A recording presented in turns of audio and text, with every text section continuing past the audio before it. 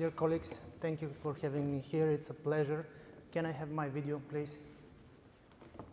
So I will talk about the Carlevale IOL fixation with the horizontal scleral pockets in cases in aphakia, actually. So what I introduced was horizontal scleral pockets because in the initial implantations, if you put the Carlevale IOL under the bare conjunctiva, it might erode the conjunctiva. So I think that under scleral flap is better. At the beginning, there was a scleral flaps like in trabeculectomy, which we need to suture, but then I realized that if I just make a horizontal pocket, it will be self-sealing. I made the initial incision around 3 millimeters from the limbus, and I aim my insertion points to 2.5 millimeters from the limbus. Here I'm using regular Crescent blade in order to create the pocket, and this is the most, let's say, the part which is a little bit more time consuming.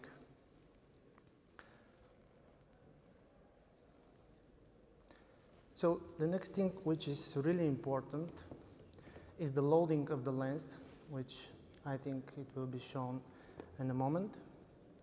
You need to pay attention to, about the forward haptic and the trailing haptic. I call them anchors because they are anchor shaped. And here is a case of fairly straightforward implantation. I try to intercept the leading haptic with a curved anterior segment instrument, in this case crocodile, which I found really stable as an instrument. And then you slowly insert the rest of the lens and pull the anchor. Now on the second stage, you apply a handshake technique with a crocodile on the left hand, and you just pass the anchor to the other instrument, and you exteriorize the haptic. Now the tension of the haptics are pulling them under the scleral flap, and this is the case. Of course, this was a straightforward one. This one is one with surprises. We here had a traumatic,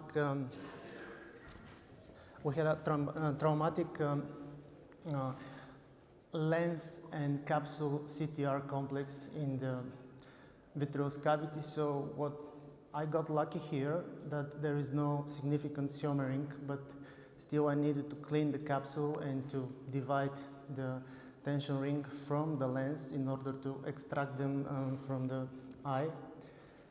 So it's obviously, again, time consuming and a vitreoretinal procedure, but I think that some of the aphakic cases are really complex ones, and we need to handle everything. So here I sort of disengage the lens from the CTR capsule complex. I'm using 23 gauge vitrector because the large diameter might be helpful with a simmering remnants or a capsule. Now, I will use a bimanual technique to properly align the CTR in order to extract it from the eye, because the CTR might cause damage to the peripheral retina if it's not properly aligned when it is removed from the eye. So it's always convenient to have a curved anterior segment instruments, micro forceps, micro scissors, because these are complex maneuvers, and the standard vitreoretinal instruments, which are straight, are not fit so well for that job. Now carefully I remove the CTR.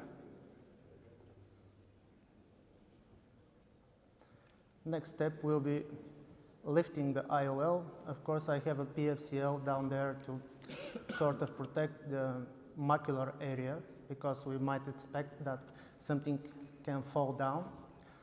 And next thing is to place the lens in the anterior chamber.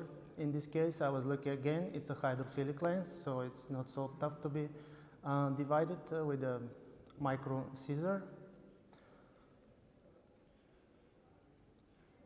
I do this through 2.2 millimeter corneal opening, so I find it really, really good for post-operative astigmatism. Here, I didn't got lucky. You see, it seems that everything is fine. The haptics are well placed in the cartridge, but there will be a surprise which will be here in a moment. Now again, the same, let's say, straightforward maneuver. Here I will intercept the leading anchor.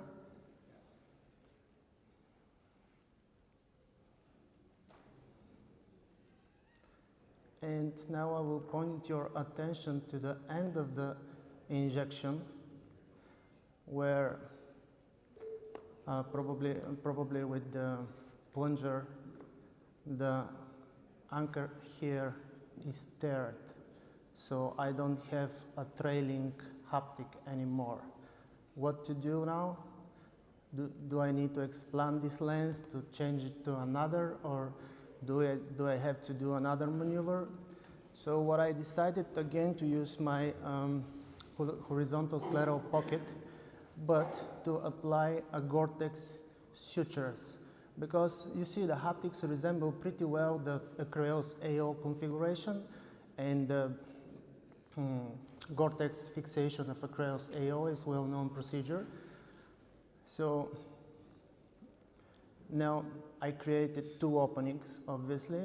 I used 23 gauge blade for that, because I believe that there shouldn't be any tension by the instruments entering through the scleral and ciliary body, and in that way I avoid creating involuntary cyclodialysis, which might lead to post-operative hypotony.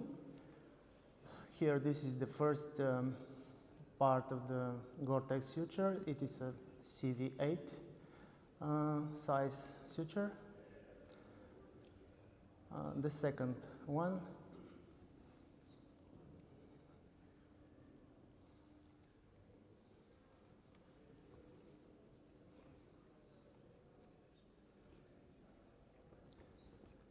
It's not so easy, actually, and this is a heads-up procedure. So here, carefully, I will pull the second loop. And what is good, again, with the scleral pocket is that the knot that will be presented here, it will be covered and again not seen even under the conjunctiva. So now I just pull, and it's important to have 1, 3 or 4 throws knot, and then at least 3 1 throws knot, because the Gore-Tex suture might slip. And that's it, end of the case.